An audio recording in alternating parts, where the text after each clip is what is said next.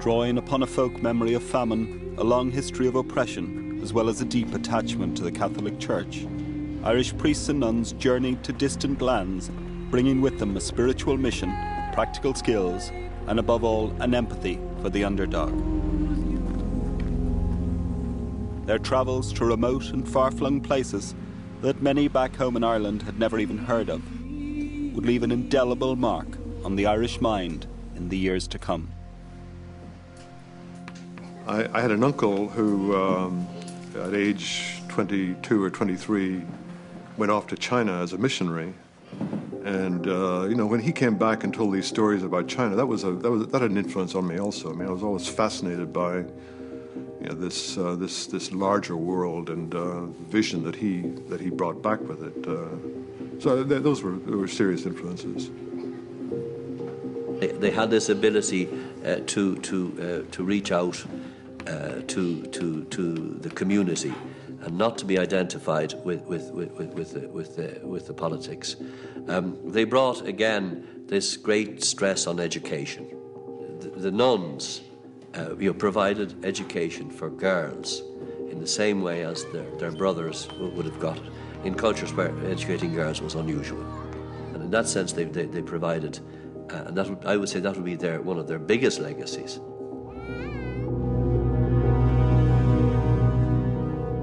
When you read as well the history of what these missionaries did, some of the great leaders were very clear. They wanted to bring not just academic education, but practical education. They were real social innovators.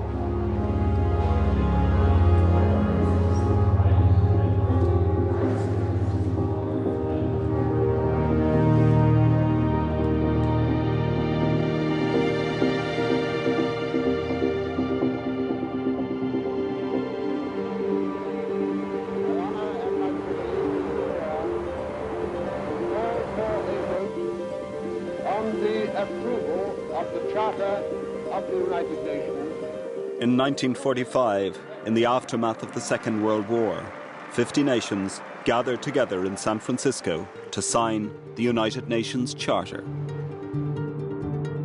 Ireland joined the United Nations 10 years later, and for the first time in its history, took its place on the world stage. But real action was needed to match the symbolic significance of this event. Soon, Irish troops were dispatched to the troubled Congo in Central Africa, beginning a long association between Irish peacekeepers and the United Nations. As a small post-colonial nation, the Irish were often viewed as more acceptable than larger, more powerful states. If people from the United States come in and say we want to be involved in organising charity work, there will be in many parts of the world a suspicion, is this just another way of trying to maintain American hegemony? There is no Irish hegemony. In that sense, the Irish contribution towards relief in difficult situations, towards some kind of assuaging of local conflicts, is bound to be of a different order from that practiced by the United States or even by more middle-range states like the United Kingdom. In that sense, I think it's both a set of traditions which have their roots, I think, in a very decent religious concern and charitable instinct, but also, I think, have their roots in the nature and scale of the Irish community, which in Ireland itself will remain comparatively small and therefore unthreatening and therefore potentially benevolent. I keep hearing, most recently from the current president of Liberia, Ellen Johnson Sirleaf, the appreciation of the fact that when Irish peacekeepers come in, they're not just soldiers manning posts. They engage with the local community, with the schools, with the football. They do the fixings and they relate and they encourage a local kind of spirit of community.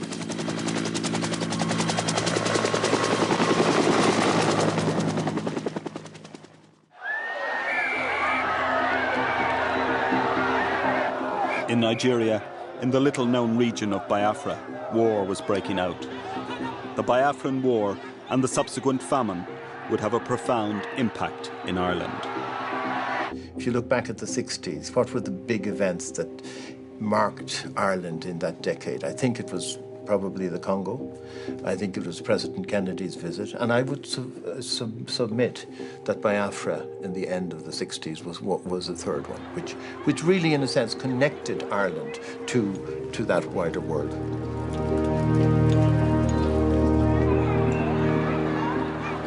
They say that Biafra was the first famine on television. It did show that for the first time that television was communicating directly into the homes of ordinary people some of the realities of the ground, and those realities were shocking. So I do think that sense of connection with the underdog, wanting to help people in a very practical sense, was crucial. The major challenge is still the challenge of the number of people who still live, unless, if you want to choose $1 or $2 a day, live in poverty. And how do we bring those people successfully into the world that we live in? That's the great challenge that's been there for a number of generations, but is still there and still outstanding. And also, it's very important for human beings, in my opinion, to have an altruistic sense. I mean, a sense of responsibility, not just to think of themselves. I mean, and for too much and for too long, that's basically the way we have been. I mean, we've been, including we Irish, I have to say. I mean, as we've got richer, we've become increasingly materialistic, and it would be good to get past that and get back to that spirit that I think has given the Irish its the respect that it gets around the world. I mean, we run the risk now that we're rich of losing that heritage, and I hope that doesn't happen.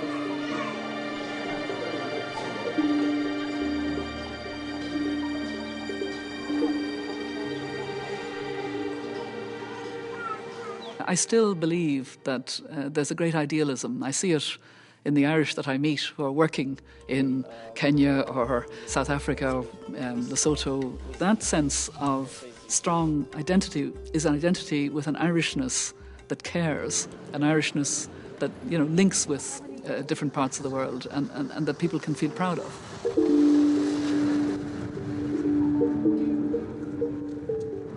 Ireland has displayed, I would call it, a practical generosity of spirit for a very long time. I think the missionaries exemplified that.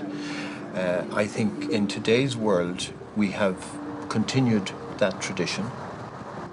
I actually think it's in Ireland's self-interest to be generous. I think we get well repaid from it in terms of economic possibilities and political influence.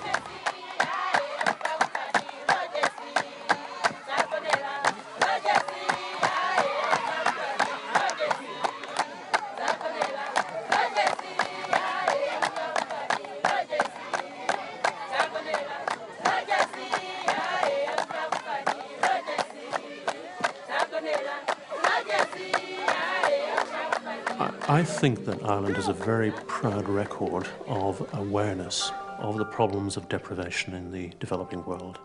And a lot of that has come from missionary activity by Irish nuns and priests over the years. So I think that has contributed to my own awareness of that as being a major global problem before this became widely known through the activities of Bono and Bob Geldof and all the other people who have championed that cause in recent years. So I think it's been extraordinarily important for a small island to have this global perspective, that as well as there being riches, in the West and in North America, which we all knew about when I was a child in the 60s, that there was also good to be done in other parts of the world that are very poor and remain very poor. And I think that's something that we as a nation should be very proud of. As the number of vocations to the religious life began to decrease in modern Ireland, the missionaries' role has increasingly been replaced by that of lay workers and those working for non-governmental agencies, such as Concern, Trócaire and Goal. Here in Malawi, one of the poorest countries in the world, Concern worked closely with local agencies on a number of innovative social programmes. The number of people we're directly impacting on each year is, at the moment, about 4 million. I think we're doing some very important work. Some of the work we've done in recent years about dealing with malnutrition has actually changed the way the world is approaching dealing with malnutrition. We developed an approach towards dealing with it on a community basis, using a new type of food called plumpy nut, and generally finding ways of involving the community. Now, that has been taken up by the World Health Organization by increasingly a number of countries. So essentially what we're trying to do is not just do the work that we do ourselves, but try to learn from that work so that we can then allow other people to replicate it. Their highly practical work has been matched by the altruistic spirit demonstrated in the considerable foreign aid given by the Irish public to the work of these agencies in the most underdeveloped areas of the globe.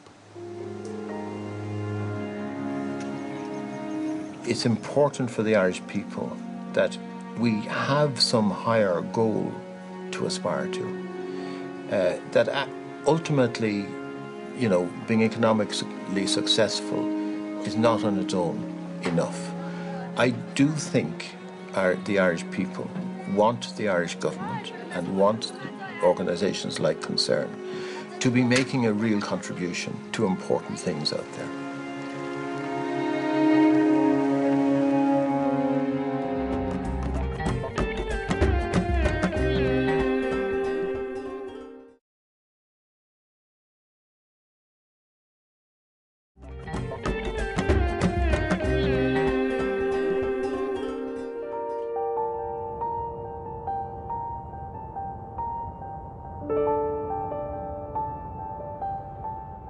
The dark clouds of division and tragedy have hung over Northern Ireland for many, many years. Now, while a welcome peace has finally come to the north, the memories and scars of its sad and violent history remain. Belfast of my youth was a very violent place, and a lot of tragedies happened, and I saw things that I wish I hadn't seen. And I think that had an effect on me, that there's got to be a better way of living life. Growing up in the midst of the so-called Troubles, Kieran Cray, a young bank official from Belfast, felt a very different future beckon. At a time when vocations to the priesthood were falling dramatically, Kieran joined the Passionist order and soon found himself in another troubled land, South Africa.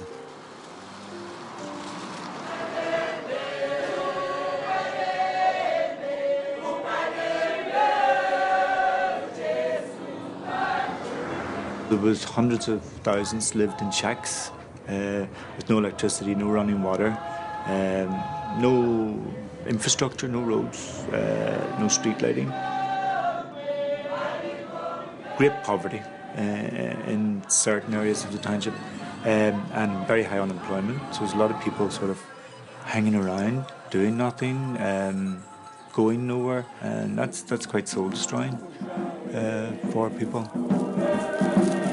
It was just a big culture shock all around, It was so different.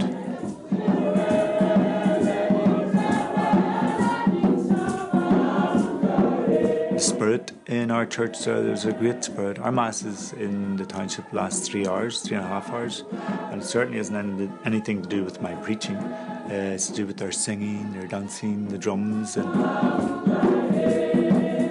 that spirit that I couldn't find in Ireland, I'd found in St. George's Catholic Church in Africa.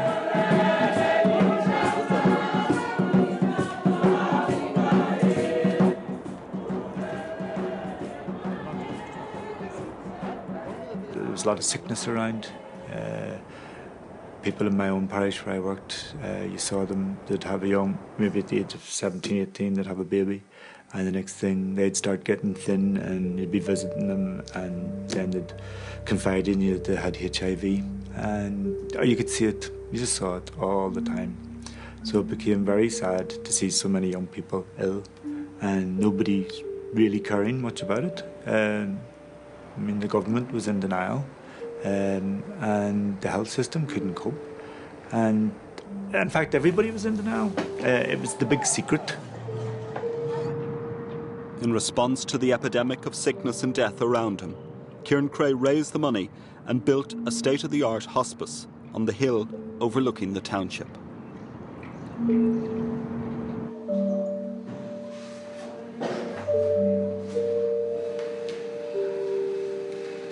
So currently in Laratong, which is the name of our hospice, which means the place of love, we have 44 full-time staff working not for salaries but for stipends, who really believe in our project.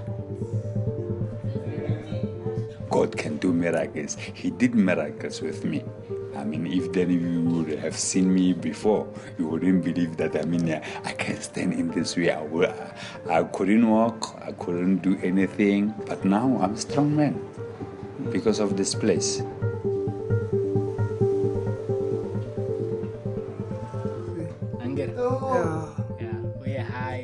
It's very sad when you see the cases coming in, and we've seen some things that you would never in a million years would see in Ireland.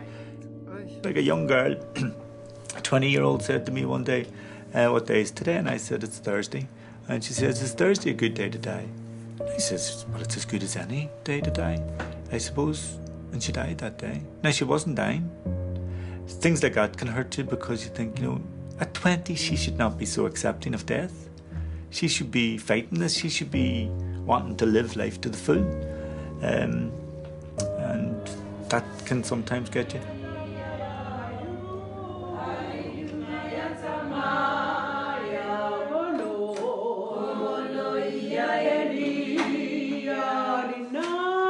When you see the state of some people, the way they come in, you realise that death is not the worst thing. For some of our patients living, to continue living in the state they're living in is a bad thing.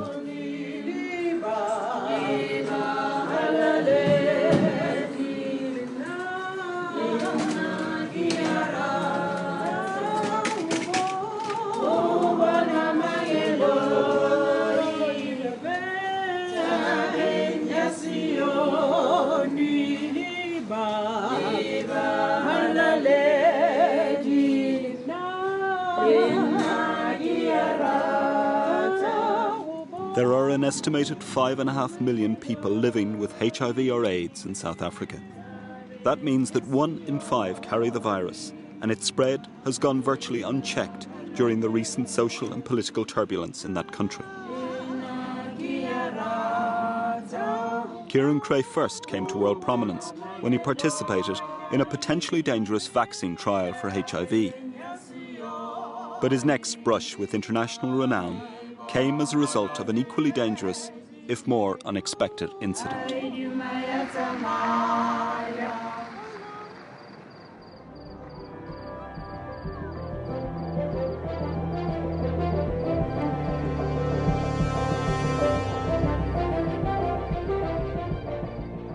Father Cray lives in a small apartment adjoining the hospice compound. Late one evening, he was attacked there and shot by a gang of intruders. And they came behind me and shot me in the back. And that's the one I really felt. I was like getting a kidney punch. Eventually, the alarm was raised and Kieran Cray was brought to hospital, suffering from serious gunshot wounds.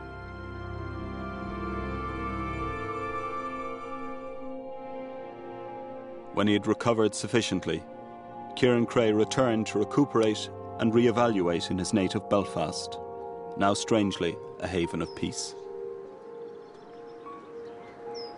I wanted to get out of South Africa. I needed to get away, and I wanted to come home and to be among my family and my friends. It was just brilliant. I felt secure for the first time since the shooting. I mean, I'd imagined something like this could happen before it did happen. I'm a realist. It had happened to many other priests, and I think I'm the last white priest to live in a township. And maybe the writing's on the wall. I'll have to see.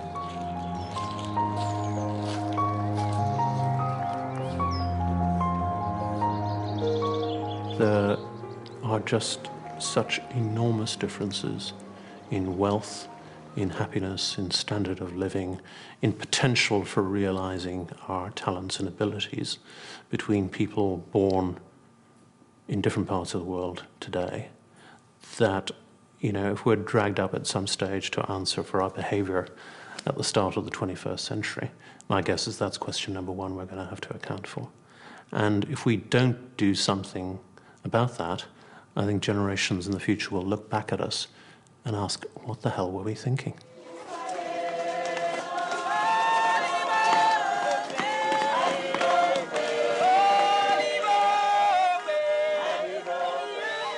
Fully recovered and with some trepidation, Father Cray returned to the hospice outside Johannesburg. The humanitarian spirit, which Kieran Cray personifies, appears to be close to the heart of the Irish nation. It's born out of a history of poverty and colonisation, of Christianity and a natural affinity with the downtrodden. Today, in an ever-changing country, the challenge for the new, wealthier Ireland is whether this spirit of empathy can be retained into the future.